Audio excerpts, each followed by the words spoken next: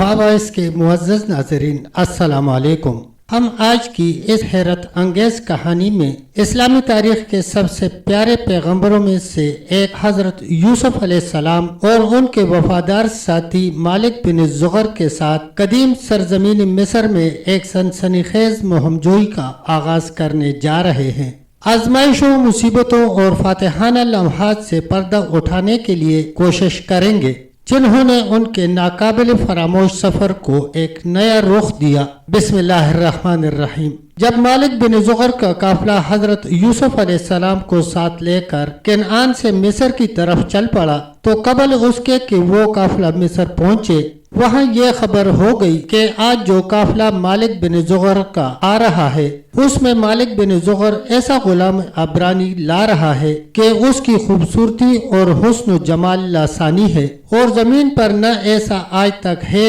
اور نہ ہوگا۔ یہ خبر سن کر تمام اہل مصر سوداگر کے استقبال کو آئے تو تمام اہل مصر نے حضرت یوسف علیہ السلام کو دیکھا اور جو صفتیں کہ سنی تھیں اس سے بھی کہیں زیادہ ان میں پائی۔ مالک ابن زغر نے اپنے گھر کو اچھی طرح سنوارا اور باقاعدہ اپنے گھر میں فرش و فروش دیبائی رومی کے بچھائے اور حضرت یوسف علیہ السلام کو لباس فاخرہ پہنا کر تاج زرین سر پر رکھا۔ اس کے بعد مالک بن زغر نے پورے شہر میں منادی کرا دی کہ میں غلام نہایت خوبصورت، خوشخلق، عقل مند، دانا، چالاک، فرمان بردار، حیادار بیچتا ہوں۔ جس کی خواہش اس کو خریدنے کی ہو وہ وقت مقررہ پر حاضر ہو جائے۔ یہ منادی سن کر اہل مصر ادنیٰ و اعلیٰ مالک بن زغر کے گھر پر آ کر جمع ہو گئے۔ اتفاقاً حضرت یوسف علیہ السلام نے بھی ان لوگوں کی طرف دیکھا کہ میری قیمت میں یہ لوگ بہت ہی پس و پیش کر رہے ہیں،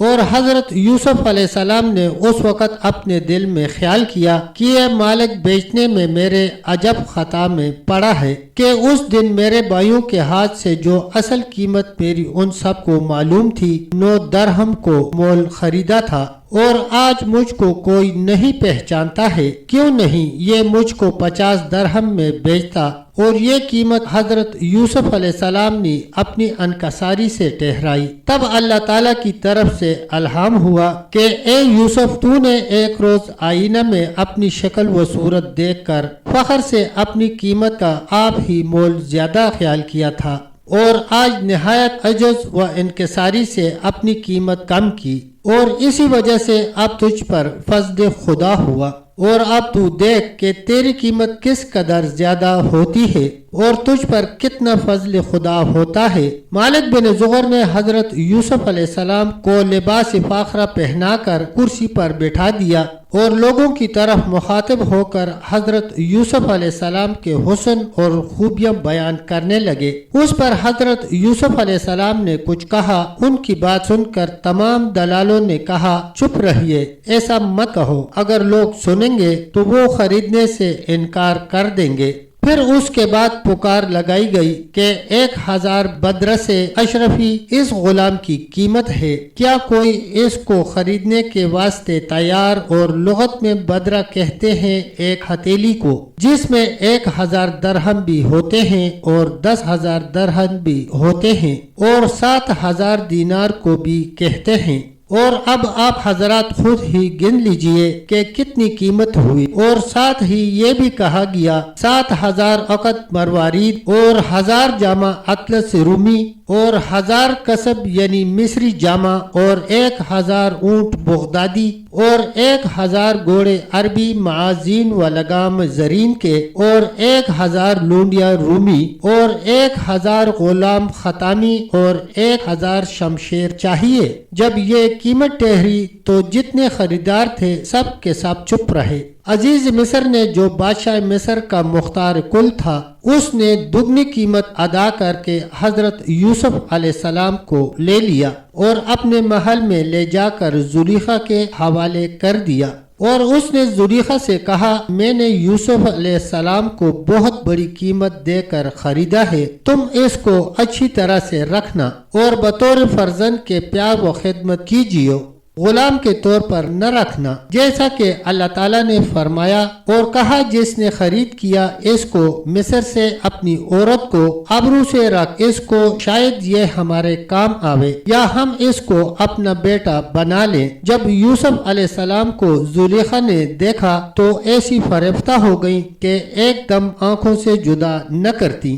اور دن رات ان کی خدمت میں رہا کرتی اور ہر چیز اپنی جان ان پر تصدق و نثار کرتی تھی اور دنیا کی ہر قسم کی نعمتیں ان کو لا لا کر کھلایا کرتی تھی اور نئے نئے لباس فاخرہ ہر روز ان کو پہناتی تھی اور ایک تاج مرصع بھی ان کے سر رکھواتی تھی اور ان کو اعلیٰ قسم کی مسند پر بٹھا کر اپنی آرزو سناتی اور ان کی ہر طرح سے دلداری کرتی تھی۔ اسی طرح سے تقریباً 7 سال گزر گئے اور حضرت یوسف علیہ السلام کا شغل اکثر یہ تھا کہ اپنے ہاتھ میں ایک عصائے مرصع لے کر ہمیشہ بزغالہ کے ساتھ کھیلا کرتے تھے۔ اتنے عرصہ میں زلیخا کے ہوش و صبر کی طاقت جاتی رہی اور نوبت جان تک آ پہنچی اور اپنا بید بھی کسی پر ظاہر نہ کرتی تھی۔ اور حضرت یوسف علیہ السلام کا یہ حال تھا کہ جتنی دلداری زلیخا یوسف علیہ السلام کی کرتی تھی